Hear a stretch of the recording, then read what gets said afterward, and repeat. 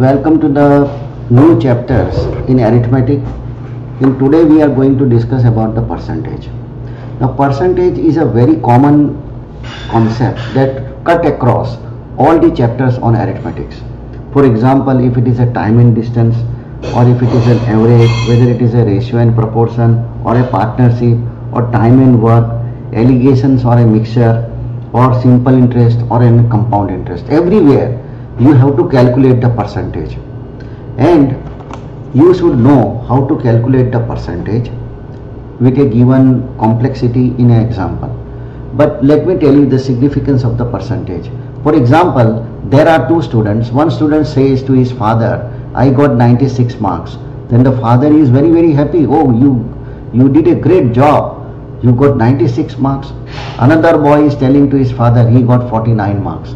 Then he says, oh, this is not good. You did not perform well. But the question should be, how much percentage or out of how much is the total? So if the first boy is getting 96 marks out of 200, then you have to calculate the percentage.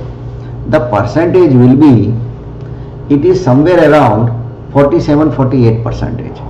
And another boy got 49 marks out of 50. So he is scoring around 98 to 99%. So when you compare and bring the figure into a percentage, then you will understand in a proper manner. So sometimes you have to convert the absolute value into a percentage, and sometimes you have to convert the percentage into an absolute value. For example, if there are two classes, in one class there are two boys, and in another class there are 200 boys. So if one person is saying that in my class there are 100% students who are present, and in other person is saying that in my class there are 70% students who are present, again it is a misleading. You ask them 100% out of how much? So there are only two boys and two boys present, so it is considered as 100%. And 90, in another class there are, let's say, 100 boys and 70% are present, so 70 students are present. So you will now then compare the percentage with the percentage and real value with the real value. So you need both the figure to compare it and understand it in a proper manner. So today we are going to understand this chapter in a much detail. We are going to start this chapter with a very basic conceptual understanding. Let's say the percentage is denoted by this figure. So if I write X percentage, so the percentage is going to be the denominator and X is going to be the numerator. Same way, if I write 10%, so percentage will go into the denominator and 10 is going into the numerator. So if I write 5%, then 100 will go down and 5 will go up. In a similar manner, 0.25%, now you see 0.25 means if I want to remove this point, then I have to divide by 100, and percentage sign, it means another 100, so it is divided by another 100. It means 25 is divided by 10,000. So if I say in a $100 business I have a partnership of $5, means my partnership is 5%. And always remember, percentage is always counted on 100. Now students get confused about the denominator and the numerator. What do you mean by denominator and what do you mean by numerator? Remember, denominator is always shows the down value and numerator is always showing up value. So remember DD. D means denominator and that value will always going down. So let's say 4 is what percentage of 5? So asking for whom?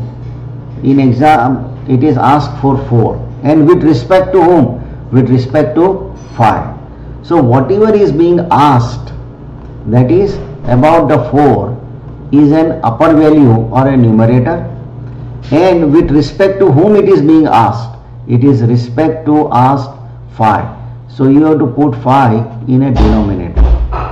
So 4 divided by 5 into 100%, so that comes to 80%.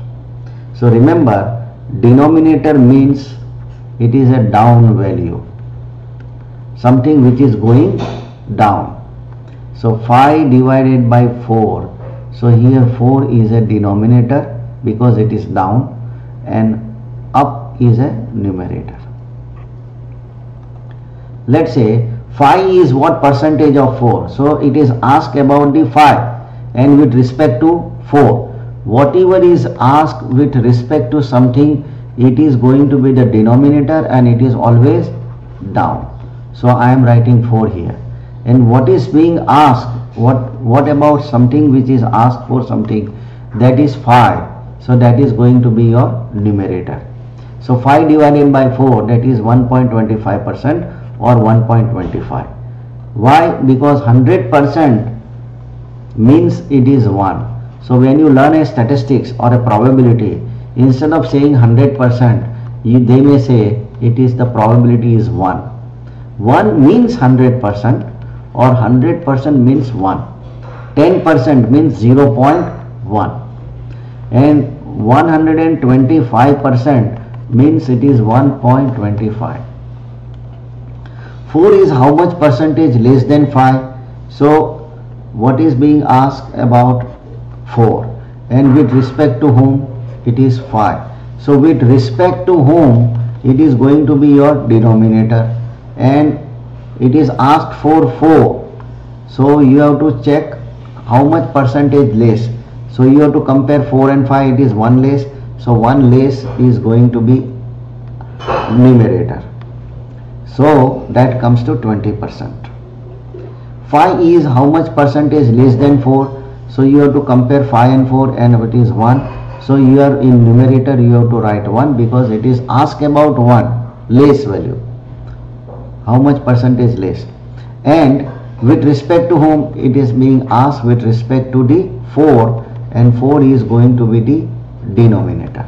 So 1 divided by 4 into 100%, that is 25%. X of 10% and Y of 15%, find out the X is to Y. So X of 10% is equal to Y of 15%. So percentage you have to cancel. So now what is left? 10 and 15. Both can be divided by 5. So 5 2s are 10. So 2 will be here, and 5 3s are 15. So 3 will be here. So X over Y is equal to 3 over 2, because 3 is related to Y. So when there is an equal to sign, the cross multiplication will be like this. So it is 3 by 2, because you can write 3 by 2, or you can write the same thing with 3 over 2. Two numbers which are 20% and 25% of the third number, then how much percent of the first value to the second value? So you have to compare these two values, first value and second value, but you need the third number. Third number is not given, so you have to assume the third number is 100. Now you can take out 20% of 100, so first value will be 20 and second value will be 25% of 100, that is 25. Now you have to compare these two figures. So 5 is here, there is 5 less, but they are not saying that how much percentage less or more. They will simply say how much first value to the second value. So it is asked about the first value with respect to the second value. So with respect to the second value, so the moment with respect to comes, it is going to be the denominator. So it will go down and 20 will go up and multiply by 100%. So that comes to 80%. But if they say how much percentage is less, so it is 5 less, we already discussed. So 5 will come here. With respect to whom? With respect to the second number. So with respect to is going to be the denominator, so it is going down, multiply by 100, so it is 20%. If the price of rice is increased by 25%, then a person reduces the consumption by certain percentage so that the expenditure will remain same. Now you see the price of rice is increasing. When you remember, when the price of rice is increasing and you do not want to increase your budget, so how you are going to balance it? You will balance it by reducing your consumption. but the question is coming, how much percentage of the consumption that you are going to reduce. So natural phenomena will be, when the price is going to rise, you are going to reduce the consumption. So the percentage of the consumption reduce. Now remember, this is about the consumption. Now when the consumption is reducing, it means the price is increasing. Increase percentage price in rice divided by percentage increase price of rice multiplied by 100%, because price is increasing. When the price is increasing, the denominator is always plus. So the denominator is always plus and 25% increasing, so it is 100 plus 25 and it is increased by 25. So here you have to write 25. So 25 over 125 into 100%, it means you have to reduce the consumption by 20%. Now here the price of sugar is reduced by 25%. Then how much percentage consumer? Here it is increased, so here it is reduced or decreases the consumption. So percentage decreases in the consumption, the percentage consumption increasing when there is a reduction in price. So reduction means minus value. So 25 minus 100 minus 25 into 100%, that comes to 25 over divided by 75 into 100%, that comes to 33 and 1/3%. But now if this question is saying that if the price of the sugar is increased, let's say it is increased, so increase means going up and it is plus value, therefore it is 20%. So remember, when the price is reducing, you have to use minus in a denominator, and when the price is increasing, you have to put plus in a denominator. Minus 100 minus whatever the percentage rise or percentage down, and here 100 plus percentage up in a denominator. Let's say another example, if VAT or tax is increased by 15%, then how much consumer reduces their consumption so that the expenditure will not change. Now tax is increasing. Increasing means in a denominator you have to put plus value, so 100 plus 15 and 15 you are putting here. When you are simplifying, it comes to 300 divided by 13% reduction in consumption. The price of oil is reduced by 100%. Now 100% reduced. Now what do you mean by 100% reduce? Reduce.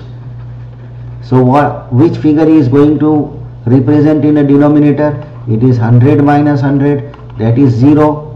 So 100 minus 100, and how much decreased? It is decreased by 100. So 100 divided by 0 multiply by 0.